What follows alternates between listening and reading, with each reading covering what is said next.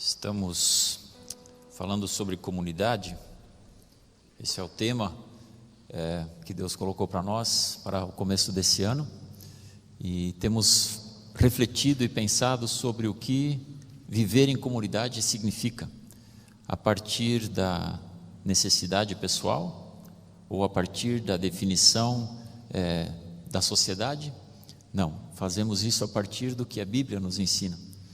E hoje eu queria abordar a comunidade a partir de 3 conceitos, de 3 ideias: o amor, o frio e o medo. Será que existe alguma relação entre esses 3 conceitos, entre essas 3 ideias, a partir do que a Bíblia nos fala? A carta de 1 João é uma carta apaixonante, é uma carta onde o amor está absolutamente presente nas entrelinhas. A carta de 1 João tem nos seus poucos capítulos 25 vezes a palavra amor, e muitas vezes ainda a mais conjugada, né? Amados, amemos, vamos amar, Deus nos ama, né? Então é uma palavra muito rica, e eu queria que você abrisse em 1 João no capítulo 4, e eu quero ler os versículos do 16 ao 21, um trecho bastante conhecido, e que nos fala a respeito desse amor. 1 João capítulo 4, a partir do versículo 16.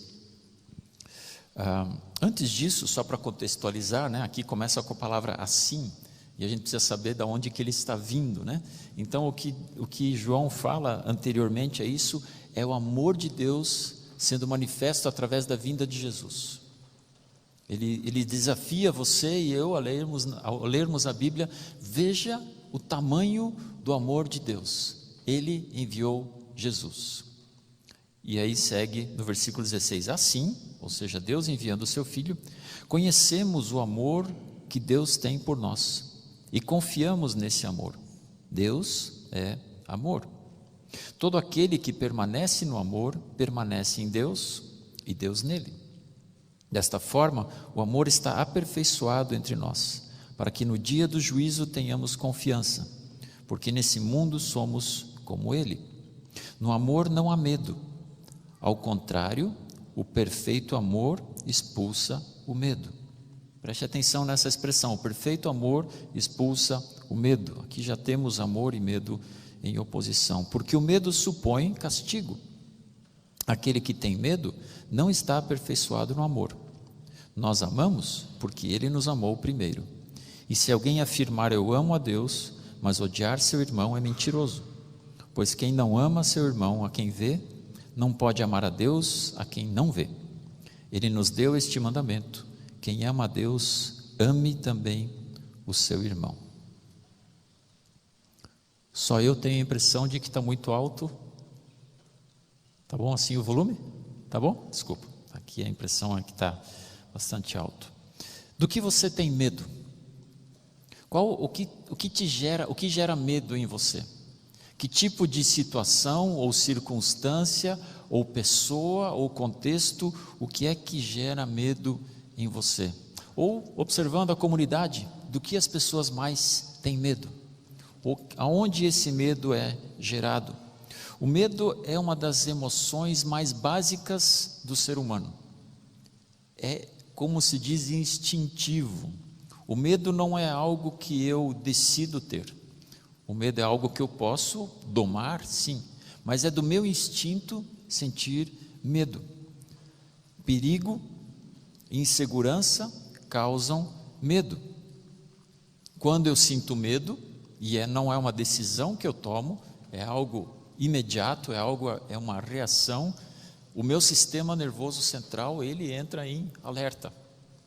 O coração começa a acelerar, a respiração começa a ficar mais rápida, meus músculos todos se enchem de sangue, o meu estômago é inundado por adrenalina que sobra, né, do corpo e vai cair no estômago. Tudo para que eu possa ou lutar ou fugir. Meu corpo se prepara basicamente para esses 2 caminhos. Eu estou com medo, ou eu luto, ou eu corro. Tudo porque eu recebi um WhatsApp da minha esposa dizendo: precisamos conversar. E eu fico com medo. Precisamos conversar. Ou eu corro, ou eu corro. Isso tudo em uma questão de segundos. Um diagnóstico médico pode gerar medo.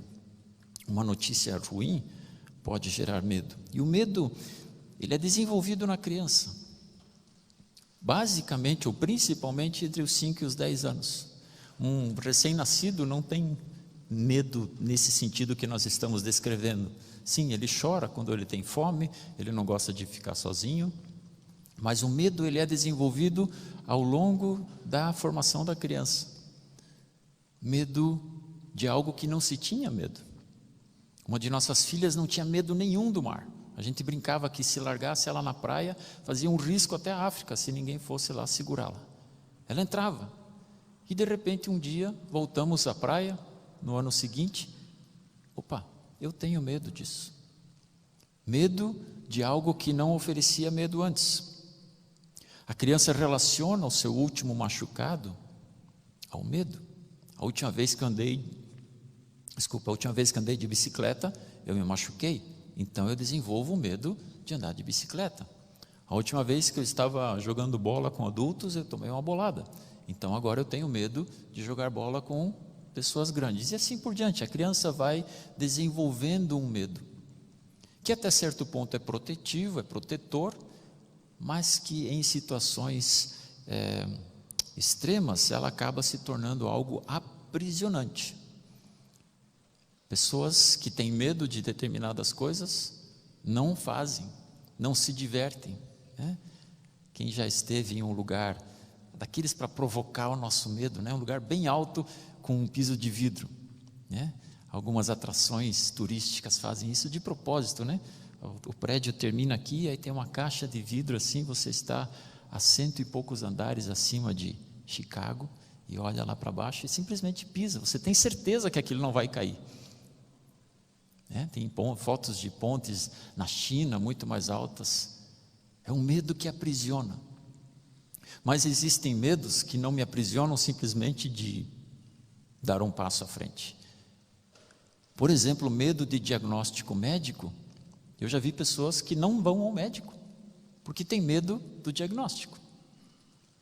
Que sentido faz isso? Nenhum. Porque o diagnóstico não gera doença em você. O diagnóstico, ele diz isso que já está acontecendo. Há pessoas com medo do mar, medo de doenças, medo do mundo, medo da violência por bons motivos.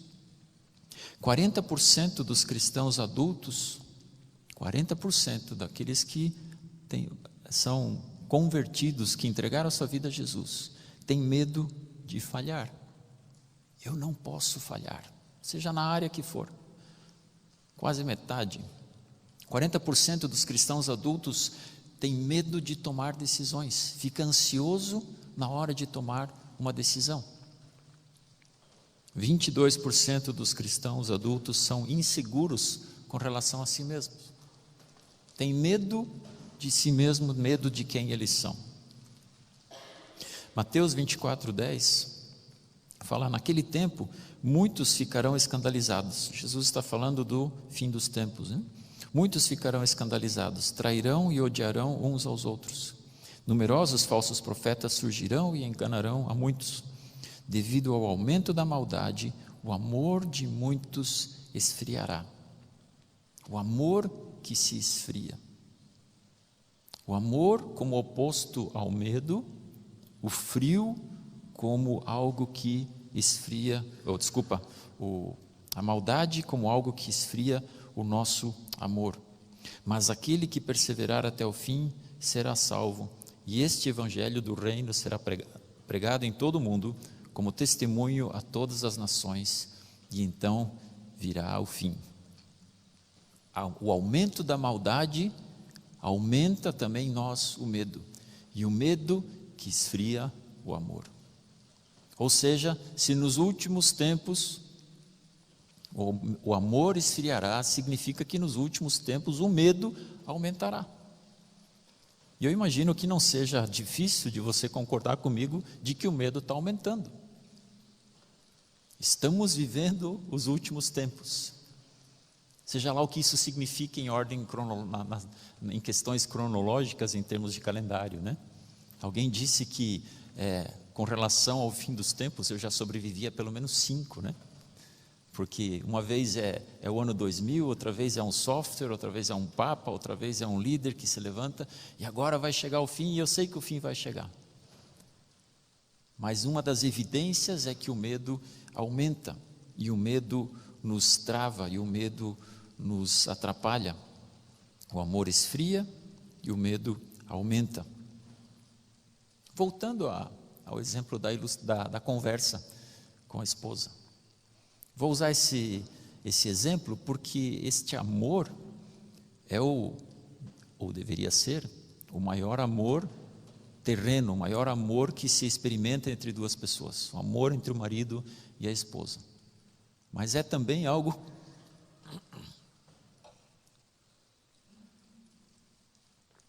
não é emoção, é só a garganta mesmo. Mas esse medo, ele também se manifesta em outros relacionamentos. Mas vamos usar a ilustração do casamento. Falamos que a identidade é a base para o quem eu sou. A identidade é a base para que eu saiba quem eu sou. E na comunidade é que eu expresso quem nós somos. A koinonia, né, que a Bíblia usa essa palavra do grego, a koinonia. O lugar escolhido por Deus para colocarmos em prática tudo o que somos e sabemos. E essa comunhão, ela está exemplificada no relacionamento entre homem e mulher, mas no relacionamento entre você e eu também. Temos medo da conversa ou nos amamos? Nos amamos uns aos outros ou temos medo? Se eu amo a minha esposa, essa palavrinha, né, essa mensagem, precisamos conversar, já deveria me deixar totalmente despreocupado com algo errado que eu fiz intencionalmente, né? Ela ficou sabendo. Agora ela descobriu que eu fiz aquela compra online, chegou, entregaram lá em casa e eu não tinha combinado com ela, né? Se eu amo a minha esposa, esse tipo de coisa não vai acontecer. Se eu amo a minha esposa, o fato de ela mexer no meu telefone, no fato dela descobrir algo ou ficar sabendo de algo, não deveria ser algo que me preocupa. Pode ser mesmo assim que ela tenha algo para chamar a minha atenção. Pode ser que ainda assim ela me chame, precisamos conversar. O jeito que você está lidando com essa parte da casa, ou o teu comportamento, ou a tua atitude, ou a tua apatia em relação a alguma coisa, não está sendo bom. E não é uma conversa que eu gostaria de ouvir, mas ainda assim, se há amor, se há o perfeito amor entre eu e ela, essa conversa não deveria me assustar, nem me apavorar, e muito menos fazer com que eu fuja. Porque ela me ama, e eu amo a ela, e essa conversa vai ser construtiva. Nem sempre, né, assuntos tão bons, mas não há motivo para termos medo. Porque os nossos propósitos estão alinhados. Nós queremos a mesma coisa. Não é uma competição. Eu não estou concorrendo com ela. Ela já teve razão nas últimas 3 vezes, agora está na minha vez de ter razão, né? Não é uma competição, não é um placar. É uma oportunidade de nós crescermos juntos. Eu sei quem eu sou em Cristo, começa a partir da minha identidade. Eu conheço quem eu sou em Cristo. Eu vencer ou perder aquela discussão, como se houvesse isso, né? Isso não me define. Lá vem, perdi mais uma. Toda vez o outro lado tem razão. O outro lado tem razão. Então eu sei quem eu sou em Cristo e também sei quem ela é em Cristo. Interessante como essa dinâmica, na hora de conversar com casais, ajuda muito a esclarecer o problema. Certa vez veio um casal conversar comigo, pedir ajuda, que tinha uma questão com relação à sogra, a mãe de um, a sogra de outro. Talvez já contei isso aqui. E quem que ia ganhar a discussão? Um queria que fosse desse jeito, outro queria que fosse daquele jeito. Eu sei que isso não acontece com a maioria de vocês, né? Mas relacionamento com sogro e sogra, né? é um presente para nós. E eles queriam que eu tomasse a decisão. Vamos fazer assim ou vamos fazer assim? Vamos fazer do jeito que o filho, não nem lembro se era a mãe dele ou dela, né? E eu falei, eu não vou dar essa resposta a vocês. Eu não tenho essa resposta, não existe resposta certa. Mas eu vou aproveitar que vocês vieram conversar comigo, eu queria te explicar quem você é. E olhei para o marido e expliquei para ele quem ele era em Jesus. E olhei para a esposa e expliquei para ela quem ela era em Jesus. E eu falei para ele, você prestou atenção no que eu falei da tua esposa? Você prestou atenção no que eu falei do teu marido? Faz algum sentido agora essa disputa entre vocês para ver quem tem razão com relação a esse assunto? Não faz sentido nenhum. Deus tem um propósito para o marido, Deus tem um propósito para a esposa, o propósito é o mesmo, o Deus é o mesmo, e Ele tem um caminho também para a sua sogra querida. Não é uma discussão, porque o que estava reinando ali era o medo. Medo de que não seja do meu jeito. Medo de que eu perca a minha posição de hombridade e que eu não seja aquele que define.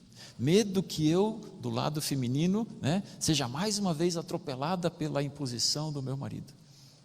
Tira o medo da equação e conversa a partir do conceito do amor. Isso vale para a igreja. Isso vale para o nosso convívio, para o teu convívio com o próximo. A comunidade, a forma como nós vivemos hoje, nos coloca cada vez mais, nos impulsiona cada vez mais ao individualismo, a vivermos nossa vida entre nós mesmos. Eu posso assistir o que eu quiser no meu telefone, não preciso discutir canal na televisão. Eu posso escutar a música que eu quiser com fone de ouvido, não preciso discutir qual fita cassete nós vamos colocar no carro, né? A sociedade está nos empurrando em direção ao individualismo, e a cultura do reino de Deus, muitas vezes ela é absolutamente oposta à cultura do mundo, e nesse caso de uma maneira bem explícita. Viva a sua vida, o importante é que você seja feliz, e a Bíblia fala, a palavra de Deus nos ensina, e o reino de Deus mostra exatamente o contrário. O reino de Deus não é do individualismo, o reino de Deus ele é vivido em comunidade. Quando Jesus orou pelos seus discípulos, João 17, ele fala que eles todos sejam um, e assim o mundo creia que eu sou filho de Deus. Quando nós somos um, quando nós nos unimos como casal, ou como igreja, ou como grupo, nós estamos dizendo Jesus é filho de Deus. Essa foi uma oração que Jesus fez por nós. Quando eu sei quem eu sou em Cristo, e conheço a pessoa com quem eu estou falando, o medo da conversa vai embora. Ou pelo contrário, se eu estou inseguro a respeito de quem eu sou, se eu estou inseguro a respeito de quem a pessoa é, se eu estou inseguro com relação ao propósito de Deus para a minha vida ou para esta comunidade, eu entro em modo medo. É melhor não falar. E aí nós não nos toleramos. Aí nós simplesmente seguimos a vida, você pensa assim, eu penso assim, cada um para o seu lado, e vivemos de maneira absolutamente independente. Provérbios 27, 17 fala, assim como o ferro afia o ferro, o homem afia ao seu companheiro. Para você afiar uma faca, você precisa desgastá-la junto a algo bastante duro também, né? Muitos o fazem afiando faca com faca, não sei fazer isso, né? Mas você já viu uma pessoa pegando duas facas e afiando uma na outra. E é disso que Provérbios está falando, assim como o ferro afia o ferro,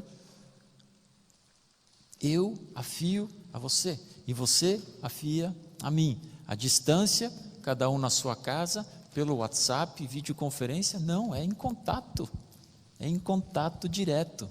Em contato que vai desgastando, que vai lapidando, que vai tirando arestas. Pensa numa faca mal usada, né? Uma faca que foi batida contra o canto e que tem aquelas rebarbas, né? Aqueles dentes. Perdão. E aí uma faca vai passando na outra e elas vão se enroscando, e elas vão arrancando pedacinhos, e elas vão aos poucos se afiando. Assim é o relacionamento marido e esposa, Assim é o relacionamento pai e filho, pai e filha. Assim é o relacionamento dentro da igreja. O ferro afiando o ferro. No Novo Testamento, Hebreus 10, 24, fala sobre vivermos em comunidade, fala sobre vivermos em igreja, mas eu creio que a gente tem o hábito de parar no começo do versículo. Fala assim, Hebreus 10, 24, e consideremos uns aos outros, para nos incentivarmos ao amor e às boas obras. Não deixemos de reunir-nos como igreja, segundo o costume de alguns. Você deve ter ouvido esse trecho, né? Não deixe de se reunir como igreja, como alguns aqui dos leitores da carta de Hebreus fizeram. Então é um incentivo, um estímulo para vivermos juntos, mas não para aí. Não deixemos de reunir-nos como igreja, mas procuremos encorajar-nos uns aos outros, ainda mais quando vocês veem que se aproxima o dia. Encorajar-nos uns aos outros ainda mais à medida que vamos vendo que o tempo está passando, ainda mais quando vemos que o medo está aumentando, que o amor está esfriando. Encorajar-nos uns aos outros. Como é que eu posso encorajar uma pessoa que eu não conheço? Como eu posso dizer uma palavra de afirmação sobre alguém com quem eu não convivo? É muito mais difícil do que saber dos desafios da pessoa, de conhecer a vida da pessoa, de ver o testemunho da pessoa e falar, cara, isso que você faz é muito bom, continue, não desanime. Viver em igreja não para em estarmos nos reunindo como igreja. Sim, há uma exortação, um destaque para não deixarmos de nos reunirmos, mas não é simplesmente estarmos juntos, é de nós nos encorajarmos, mas procuremos encorajar-nos uns aos outros, ainda mais quando vocês veem que se aproxima o dia. O amor está esfriando, o medo está aumentando e nós remarmos contra a corrente é nos encorajarmos uns aos outros. Uma igreja sem medo, imagine como seria uma igreja que não tem medo. Como seria? Como seria a atitude, como seria o comportamento, como seria o relacionamento entre nós em uma igreja sem medo? O que as pessoas lá fora perceberiam, não aquelas que queiram nos comparar com outra igreja, mas pessoas que não conhecem Jesus e que por algum motivo viessem a nos observar, que eles perceberiam, qual seria a marca de olharem para uma igreja que não tem medo.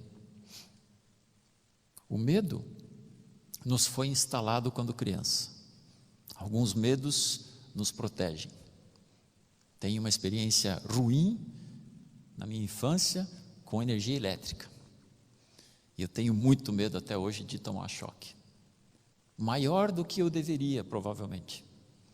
E esse medo ele foi instalado lá quando eu era criança. É possível que eu tenha uma experiência ruim na minha infância de me abrir com alguém, de conversar honestamente com alguém, de querer ser amigo de alguém. Talvez essa pessoa ou alguma pessoa, um grupo de pessoas me traiu, praticaram bullying, me humilharam. Talvez uma coisa que eu compartilhei a nível de segredo foi exposto, e a partir dali está instalado o medo em mim de me abrir com alguém. Talvez dentro da minha família, a minha experiência tenha sido negativa, de confiar um no outro. E o medo foi instalado em mim. Enquanto a minha vida e os meus relacionamentos forem dirigidas pelo medo, não haverá o perfeito amor. Essa experiência, ela realmente aconteceu. Eu não posso negar que eu quase taquei fogo na casa que eu morava ao brincar com a eletricidade. É um fato, é uma realidade. Me machucou, já não dói mais, e eu preciso separar aquilo que aconteceu daquilo que é o plano de Deus. Eu preciso conseguir separar aquela experiência ruim que me faz afastar das pessoas, porque eu tenho medo, por causa de alguma coisa que aconteceu, real e concreta, para que eu possa amar, para que eu possa realmente amar. Uma igreja que vive norteada pelo medo, ela não experimenta o amor, ela não tem coragem de ter conversas difíceis e os relacionamentos são direcionados pelo medo. A Bíblia fala de amor e medo muito mais do que a gente imagina. A expressão não tema, né? Seja forte e corajoso, não tema, não tenha medo, ela está muito presente na Bíblia. Por quê? Porque Deus conhece o ser humano e sabe que o medo aprisiona, o medo trava. Quantas vezes o povo de Israel estava na iminência de tomar, de conquistar algo, de vencer uma batalha, mas o medo foi o que os aprisionou, o medo que gerou a derrota. Não porque Deus não sustentou, não porque Deus não conduziu, mas porque tiveram medo. E outras vezes estavam com medo, e vai o profeta, ou vai Moisés, ou vai Davi, e fala, não temam, vamos lá. E eles vencem, porque eles vencem o medo. E é algo muito frequente na Bíblia toda, porque o medo nos incapacita e o medo nos trava daquilo que Deus tem para nós.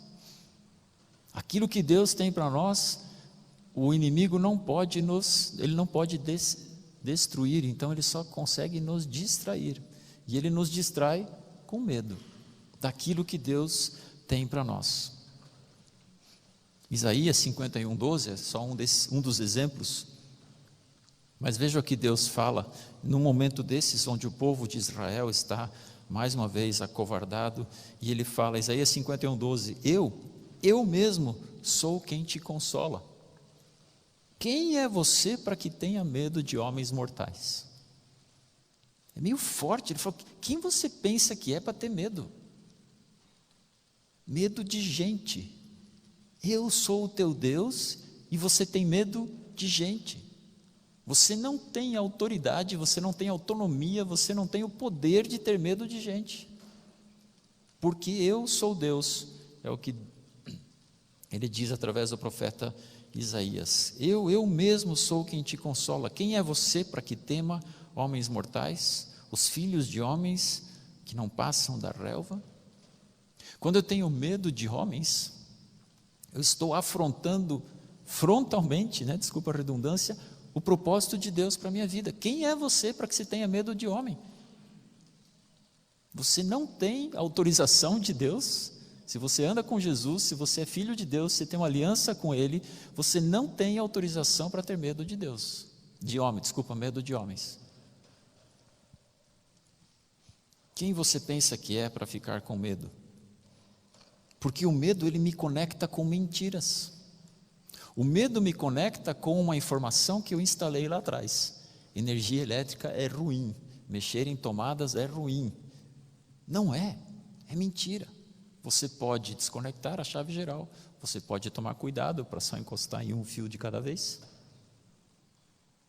O medo de me relacionar com alguém de maneira transparente, ele é construído numa mentira de que esta pessoa vai me trair, de que essa pessoa não vai guardar segredo, de o que essa pessoa vai pensar de mim. Eu vou me aproximar de alguém que vai me conhecer, vai descobrir alguma questão sobre a minha vida, talvez sobre o meu passado, por exemplo, e eu não quero que a pessoa saiba, porque eu tenho medo. O medo nos conecta com mentiras.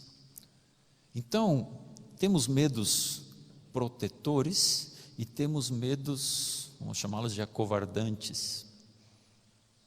Ele está baseado no quê? Numa verdade ou numa mentira?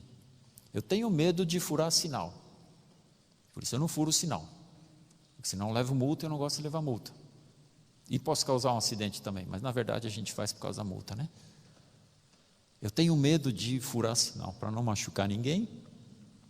Isso é uma verdade? É verdade. Eu posso machucar alguém se eu furar sinal. Então, é um medo baseado na verdade. Eu tenho medo de ter conversas difíceis com pessoas próximas a mim, porque eu posso sair dali ferido, porque as pessoas podem descobrir algo a meu respeito, porque eu não sei. Isso está baseado numa mentira. E a mentira precisa ser eliminada. O pastor Luciano falou no domingo passado que a minha identidade é eu ser como Deus, como imagem e semelhança. Claro que não estamos nos colocando aqui na posição de Deus, mas nós sermos a imagem e semelhança de Deus daquilo que Ele intencionou que nós fôssemos. Isso define a minha identidade, isso conecta a minha identidade. E a comunidade é nós agirmos como Deus age. Deus tem medo? Claro que não. Que medo Deus teria? Se Ele já nos confronta em dizer, quem é você para sentir medo?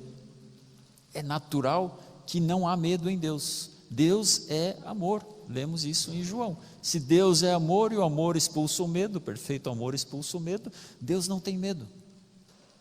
E se nós queremos ser uma comunidade que anda de acordo com a palavra de Deus, o medo não pode fazer parte da nossa vida, dos nossos diálogos, do meu relacionamento com o meu próximo, do meu relacionamento com o meu cônjuge, com o meu pai ou com o meu filho. Eu não posso ter essa conversa com meu filho, eu tenho medo, porque ele pode se fechar, porque ele pode explodir, porque ele pode correr, porque ele pode ter razão. O perfeito amor expulsa todo o medo.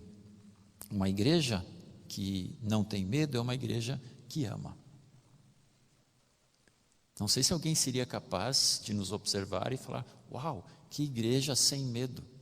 Não sei se isso é perceptível no convívio, mas o oposto, que é o que nós realmente queremos, é que nós sejamos reconhecidos como uma igreja que ama. E aí nós estamos expulsando, nós estamos lançando fora todo o medo. A característica de uma igreja, conforme a palavra de Deus, é uma igreja que ama, uma igreja calorosa entre os iguais, uma igreja receptiva entre os diferentes, uma igreja que aceita pessoas, situações, conversas, desafios diferentes, porque ama, porque não anda em medo. Quando você sentir algo paralisando você, quando essas reações físicas que eu descobri, da aceleração do coração, os músculos ficando tensos, e muitas vezes essa reação, ela se prolonga, porque por mais que ela possa ser gerada em 2 ou 3 segundos, o corpo se preparar, em casos extremos, por exemplo, se eu estiver na iminência de ser atropelado por um ônibus, aquilo em pouquíssimos instantes, meu corpo todo estará preparado, ele para tudo o que ele está fazendo, para que eu saia do caminho do ônibus. Só que essa reação é uma reação de defesa que deveria acontecer num instante, e eu saio, o ônibus passa e eu estou resolvido, fica o susto, puxa, na próxima vez preciso tomar mais cuidado.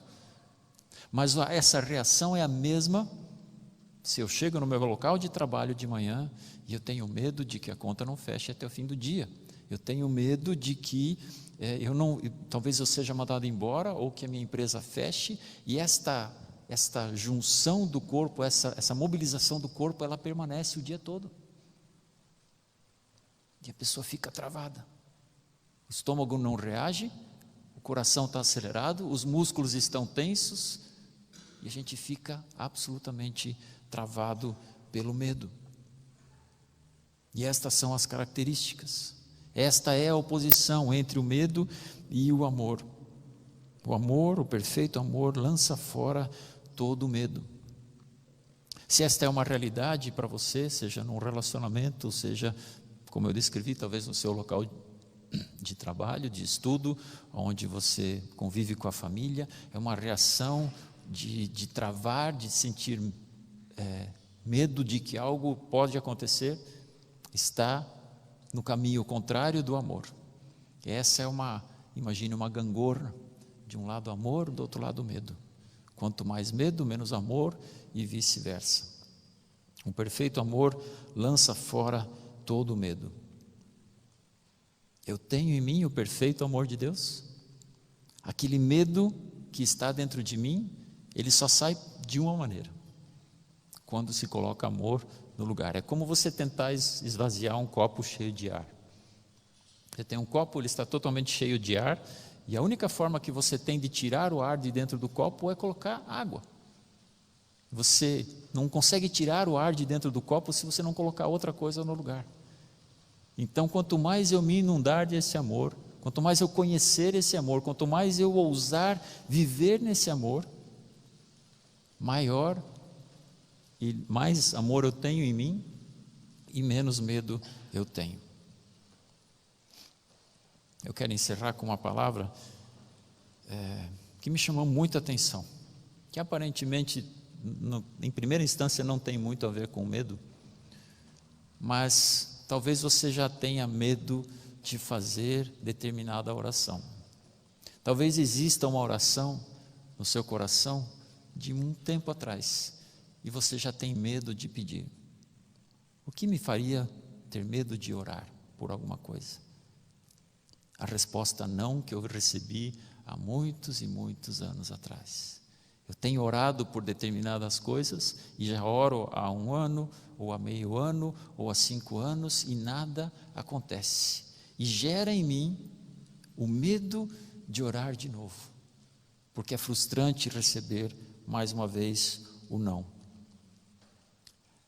Essa história está narrada no começo do Evangelho de Lucas, quando todas as preparações estão acontecendo para a vinda de Jesus.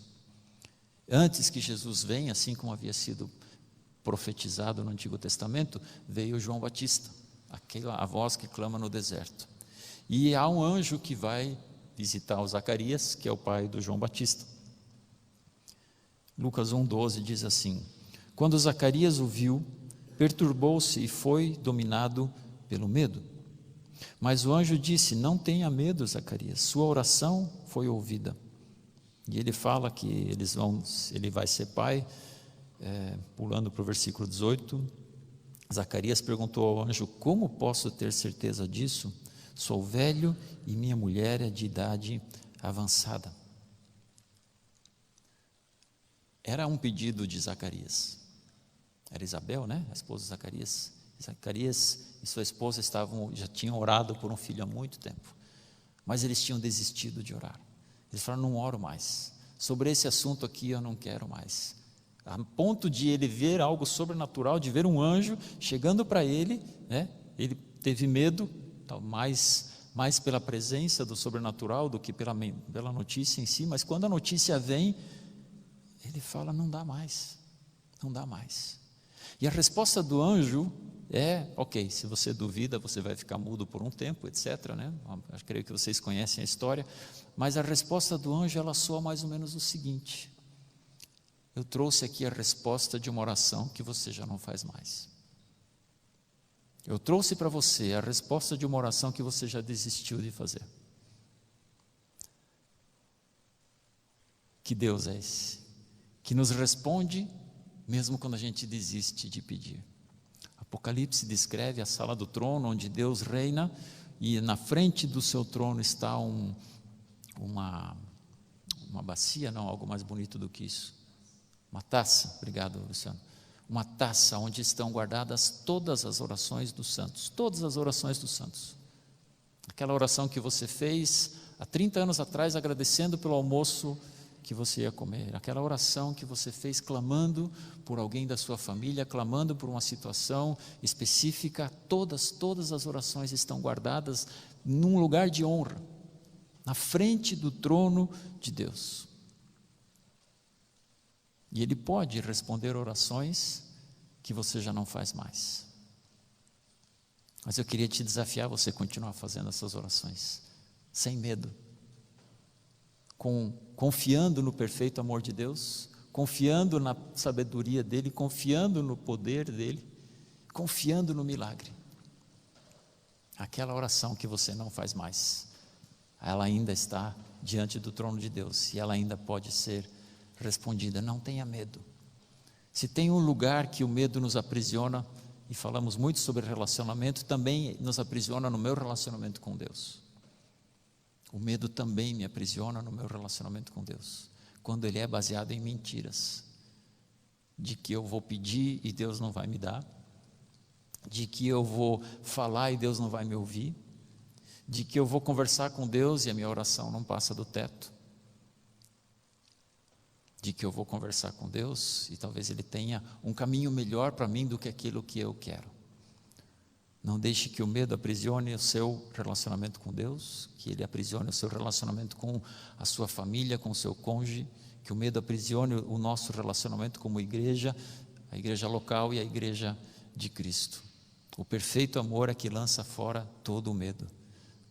Desfrute desse amor, conheça esse amor, observe esse amor, clame por esse amor. Pastor, eu não sei, eu não estou entendendo como eu faço para viver esse amor. Deus efetua em você o querer e o realizar. Se você está com vontade, se você está com o desejo, eu quero viver mais desse amor, eu quero testificar, eu quero ser uma prova viva desse amor. Deus já fez o primeiro na sua vida. Não é você que gera, não é você que faz. Ele efetua em você o querer e o realizar. A minha posição é de entrega, a minha posição é de conhecimento da palavra, obviamente conhecimento dos conceitos, e de dizer: Deus, o que eu faço agora? Como eu posso amar esta pessoa difícil? Como eu posso amar o meu cônjuge nessa área quando nós precisamos conversar sobre isso? Como eu posso amar a pessoa que é diferente? Como eu posso amar? É um convite que Deus te faz. Não tem receita de bolo, não tem faça isso, isso, isso e você será uma pessoa que ama, mas Ele efetua em você o querer e o realizar. Nosso Deus, nós te louvamos, nós te engrandecemos. O teu amor nos alcançou. O teu amor que nos alcançou a partir da criação, o teu amor nos alcançou a partir daquilo que teu Filho ensinou aqui na terra. O teu amor foi concreto e visível, palpável como nunca, quando o teu Filho foi entregue para morrer pelos nossos pecados. Ele venceu a morte e subiu aos céus. E mais uma vez o teu amor nos surpreendeu ao sermos morada do Espírito Santo, sermos a morada desse Deus que lá atrás havia criado, que havia cuidado do seu povo, que havia vindo em forma de homem para morrer por nós. Esse amor se manifesta na vida do teu Espírito Santo em nossa vida. Nós te agradecemos por isso. Espírito Santo, se houve aqui nessa manhã o despertar do desejo do amor, é isso que tu fizeste, já é o primeiro passo, a vontade, o desejo de termos, de experimentarmos, de vivermos nesse amor. Efetua em nós agora também o realizar. Nos ensina em maneiras palpáveis e práticas de como amarmos. Eu creio que para vários aqui algum desafio bem concreto já foi lançado com relação a uma área onde o medo ainda está aprisionando, onde o medo ainda está sendo fomentado, sendo alimentado por mentiras, que essas mentiras sejam colocadas à luz, sejam trocadas por verdades do teu amor por nós, do teu cuidado, do teu sustento, da tua graça, da tua misericórdia. Nos abençoa como famílias, nos abençoa como igreja. Pedimos o teu cuidado, tua proteção sobre aqueles tantos nossos amados que estão viajando. Traz eles para casa de volta com saúde. Abençoa a nossa semana, em nome de Jesus. Amém. Amém.